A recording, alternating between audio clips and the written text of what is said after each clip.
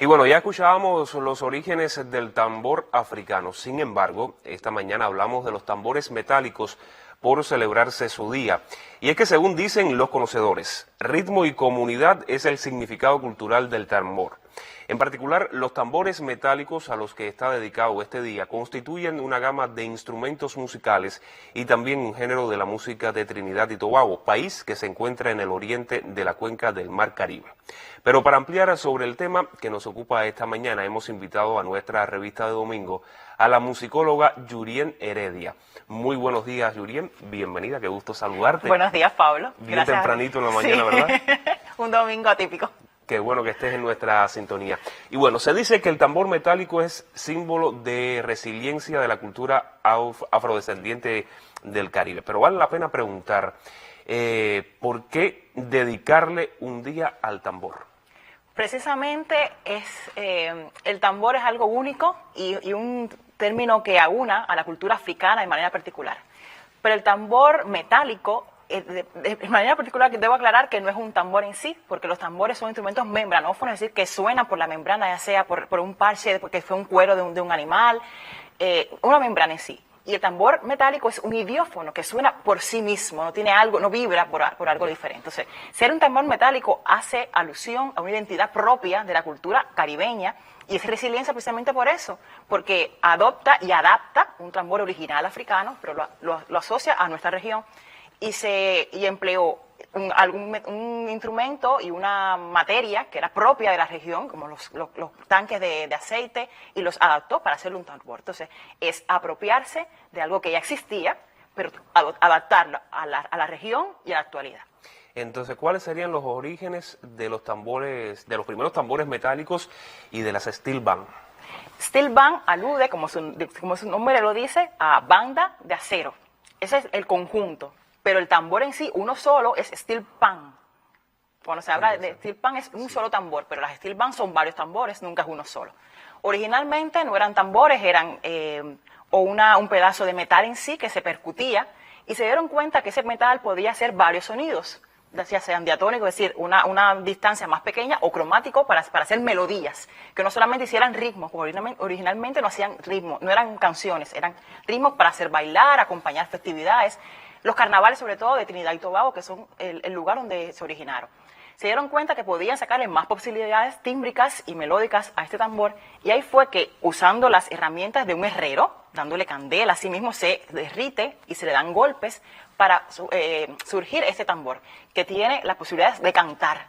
Hace melodías, uno escucha un tambor y dice, no, es una melodía en sí. Una melodía. Y es muy rico verlo en presencia, dice, ¿cuánto puedes hacer una sola persona que no tiene formación musical, sino de oído, como aprendido por tradición oral, a tocar ese steel pan? Qué interesante. Bueno, los tambores metálicos son una tradición básicamente de las islas bañadas por las aguas del mar oriental. ¿Cuáles son las características específicas de las steel band? ¿Qué características a su juicio deben tener? ¿Y qué las diferencia de otros grupos donde el tambor es también el predominante? Lo primero, que estas agrupaciones tienen los tambores, los steel pan, varios tambores. Cada una tiene mínimamente 5 tambores, cada uno en una función. Puede ser el bajo, el tenor, el contralto y el soprano. No siempre tienen esas clasificaciones, sino uno que hace la melodía, otro que hace el contracanto, otro el bajeo, y ellos van completando. Cada uno, en dependencia de las posibilidades tímbricas que le adopten en su construcción, que muchas veces el propio instrumentista es quien lo construye. Eso es algo muy propio de los idiófonos, que el propio instrumentista lo construye o aprende a construirlo. Ellos buscan que suenen de manera diferente y que en el conjunto cada uno se complemente. Tienen esos tambores como base. Y muchas steel band tienen instrumentos de percusión, ya sea una batería, tienen también tumbadores en el caso de las steel band cubanas. Algunas pueden tener algún teclado, es decir, instrumentos melódicos o percusión que complementan la formación original de las steel band. Qué bien. ¿Por qué si fue en los años 30 y 40 del siglo XX cuando se desarrolla el primer tambor metálico capaz de reproducir 14 notas musicales? Yes. Es interesante. Un bidón de aceite de 55 galones no es hasta el recién pasado año que se coge un día para dedicarle a estos instrumentos musicales de gran valor. ¿Influye el que sean oriundos de una isla del tercer mundo? Puede influir este último elemento, pero para que un día sea declarado por la ONU, por la UNESCO, se unen muchos requisitos. Generalmente se hace un expediente para la declaratoria ese día, o muchos expertos van al lugar originario de esa práctica a examinar y dictaminar cuánto de importante puede ser, porque un día no tiene que ver solamente con la importancia en la localidad, tiene que ver con la importancia global de esa práctica. Y aunque tiene casi 100 años, pues estamos en 2024 y fue en los años 30 del siglo pasado, tiene que tener un impacto global para que sea declarado un día. Por ejemplo, tenemos el Día del Jazz, el Día de la Cultura Afrodescendiente, es decir, son prácticas culturales que tienen impacto a nivel global para que pueda ser declarado un día para esa práctica. Entonces, la Steel Band, aunque originalmente son de Trinidad y Tobago, ya tienen presencia en casi todo el mundo y se han adaptado a cada región. Por tanto, ya tienen todos los elementos para ser declarado, como fue en el pasado, claro, un día para el tambor metálico. Bueno, Yurien, con su permiso, hagamos un alto en nuestro diálogo acerca de los tambores metálicos y permítanos compartir con nuestros televidentes también otras informaciones. Vamos a terminar este primer momento con un video de algunos tambores africanos que tenemos por acá. Si la directora nos los permite, adelante. ¿De dónde proviene el tambor? Existen dos teorías para el origen del tambor africano. 1. Según Elliot Smith, el tambor es de origen egipcio y de ahí se extiende por el Nilo hacia el centro de África, Europa y Medio Oriente. La segunda teoría dice que el tambor proviene del centro de la antigua África negra y de ahí se extendió hacia Egipto y Europa. El tambor en el África fue el símbolo de una potencia sobrenatural y aún hoy en día lo sigue siendo. El tambor entró a Europa junto con los negros. Y a su vez, los negros entraron a Europa de dos formas diferentes. Primero ingresaron siendo soldados del ejército árabe que invadió España en el siglo XI.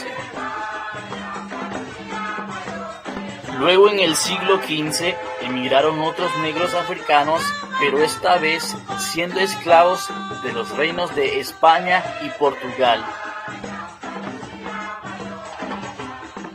Así el tambor penetra en Europa y posteriormente llega al continente americano junto con los esclavos negros de los reinos que dominaban el mundo en ese momento.